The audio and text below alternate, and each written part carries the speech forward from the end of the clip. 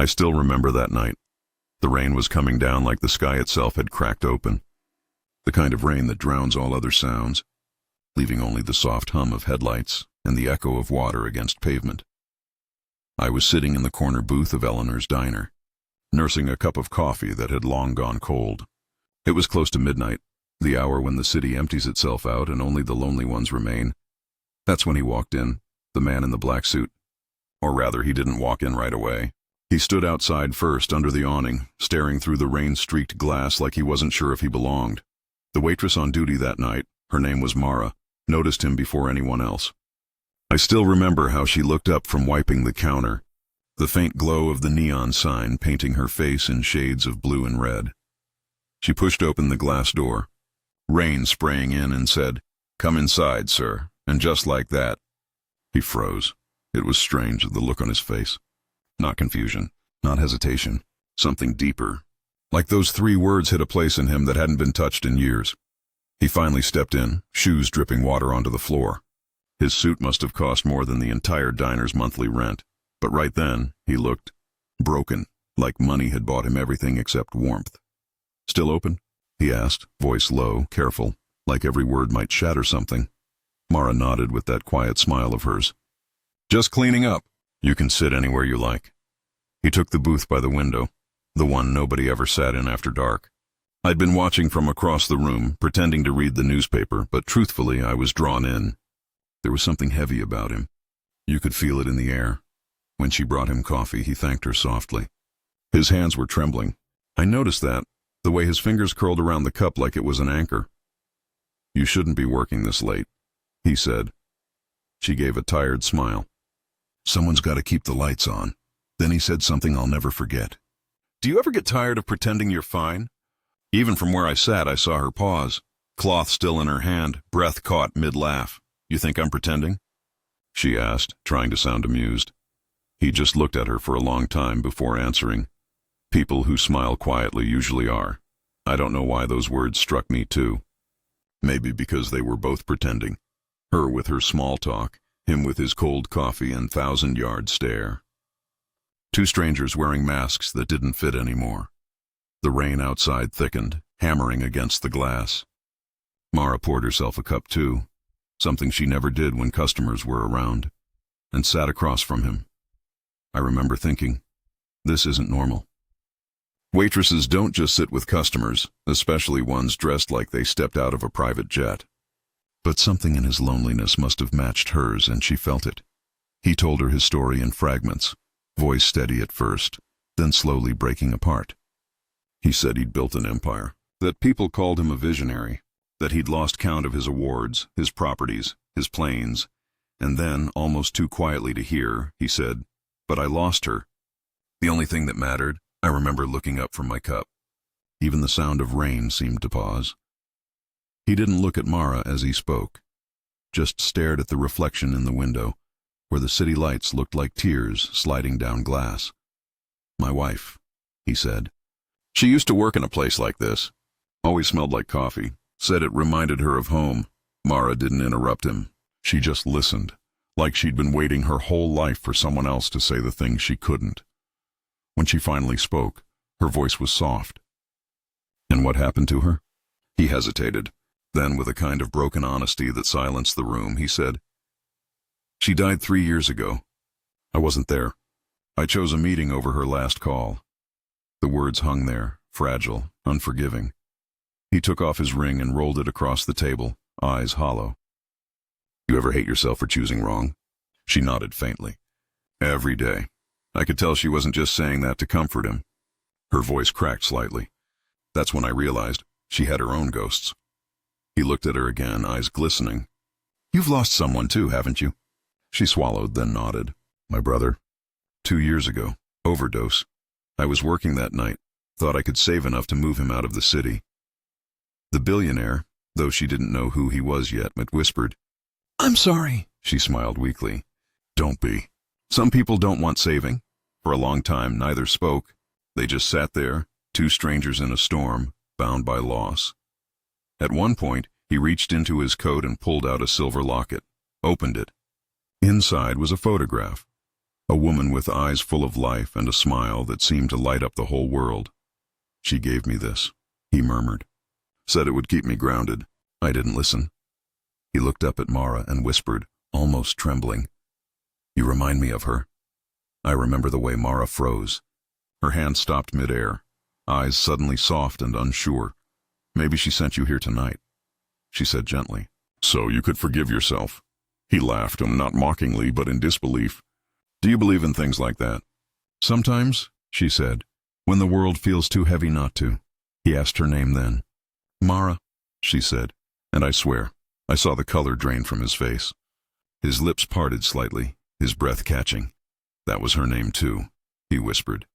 The cafe went silent again, except for the ticking clock and the faint buzz of the flickering light above them. The man leaned back, eyes glistening, and whispered, "Maybe. I was meant to come inside tonight." The rain eased, almost respectfully. When he left an hour later, he thanked her quietly. And when the door closed behind him, Mara stood there, staring at the table. That's when I noticed it. The silver locket. He'd left it behind. I didn't know then that the man was Elias Ward, the billionaire whose face was on every magazine cover that month, the man who hadn't been seen in public since his wife's death. But I knew this. Sometimes the universe doesn't need lightning or miracles to change a life. Sometimes it's just a quiet diner, a tired waitress, and 3 simple words spoken in the rain. "Come inside, sir." The next morning, I came back to the diner like I always did. The storm had passed, leaving the streets washed clean, though something about that night still hung in the air. Mara was there, wiping down the same counter, same coffee stains, same quiet smile. But I could tell something had changed in her eyes, a softness, a question maybe. I slid into my usual booth, and before I could ask, she nodded toward the table by the window, the one where he'd sat. "He left this," she said. It was the locket, still shining faintly under the morning light. When she opened it, there was that photo again, the same woman with that wild, carefree smile, the one he said was his wife. But this time there was something else tucked behind it. A folded note. She looked at me, unsure if she should read it. Then she did. "Thank you for reminding me what warmth feels like. I haven't felt human in years. You said maybe she sent me. Maybe she did. I came inside to escape the rain, but somehow I walked out a different man. If you ever need anything, just call this number. E.W." It was signed simply with initials. She read it twice, then folded it again like it was something fragile, something not meant for the world to see. I remember asking, half joking, "You gonna call him?" She smiled faintly. "What would I even say?" But I could tell from her tone the thought had already begun to haunt her. A week passed. The diner went back to its normal rhythm, the usual drunks, the truckers, the lonely insomniacs like me. But every night when it rained, Mara would glance at the window, like she was waiting for him to appear again. Then, one evening, a black car pulled up outside. I noticed it first, the kind of car that doesn't belong on this side of town. The door opened, and a man in a dark coat stepped out. It wasn't Elias Ward. It was his driver. He came in, handed Mara an envelope, and said quietly, "Mr. Ward asked me to give you this," before she could even respond. He turned and left. She just stood there, staring at it for a long time before opening it. Inside was a check. Not for a few hundred, not even a few thousand, but enough to buy the entire diner, and more. Attached was a handwritten note. "You said someone has to keep the lights on. Let this help. You reminded me that life isn't just about surviving storms. It's about finding a place that feels like home again. Don't thank me. Just promise me you'll keep this place warm for anyone else lost in the rain." I'll never forget the look on Mara's face. It wasn't greed or disbelief. It was heartbreak. She didn't smile. She didn't even cry. She just whispered. He remembered. A month later, the diner changed its name. The old neon sign that once flickered Eleanor's Diner now read Mara's Light. The interior stayed the same, still old, still worn, but she'd added a few new things. Fresh flowers on the counter, a record player that softly played jazz after midnight, and that silver locket, framed by the window, right where he'd sat that night. She never said what became of Elias Ward after that. But sometimes when the rain came heavy, she'd walk to that window, touch the glass, and whisper something only she could hear. I asked her once, "Do you think he'll ever come back?" She smiled faintly. Maybe he already did, just not in the way people think. A year passed. Life moved on. But one evening, a stranger walked in again, tall, quiet, carrying a single white rose. He looked around, saw the photo on the wall, and smiled. "You knew him?" I asked. He nodded. "I worked for him. Mr. Ward passed away last winter." My breath caught. I looked toward Mara, who was standing behind the counter, frozen mid-step. The man continued. "He wanted this delivered here. Said you'd know what it means." He placed an envelope on the counter and left without another word. Mara opened it slowly, hands trembling. Inside was a letter. Short, simple, his last words to her.